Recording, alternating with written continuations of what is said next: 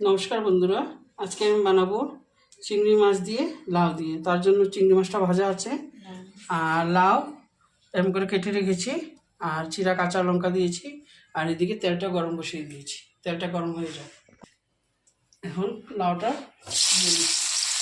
আমাদের এখানে মিষ্টি লাউ বলে আর অন্যান্যরা বলে মিষ্টি কুমড়া, সব একই জিনিস, নামটা আলাদা।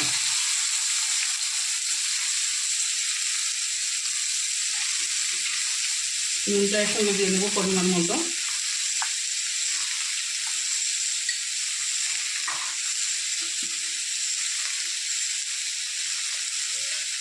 হলুদের গুঁড়াটাও দিয়ে দেবো একসঙ্গে,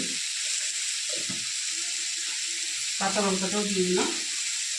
ভাজা ভাজা করে দেবো।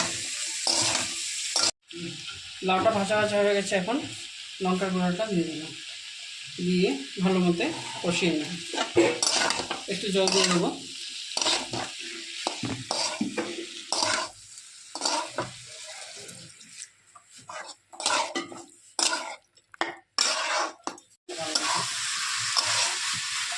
একটু জল লাগবে, জল দিয়ে কষিয়ে নেব। পেঁয়াজ বাটাটা দিয়ে দিলাম, দিয়ে একটু কষিয়ে নেব। চিংড়ি মাছটা এখন দিয়ে দিলাম, দিয়ে একটু কষিয়ে নেব। বন্ধুরা, আমার চিংড়ি মাছ দিয়ে মিষ্টি কুমড়া দিয়ে তরকারিটা হয়ে গেছে। ভালো লাগে যদি অবশ্যই একবার ট্রাই করবেন, লাইক করবেন, শেয়ার করবেন, সাবস্ক্রাইব করবেন। Thank you.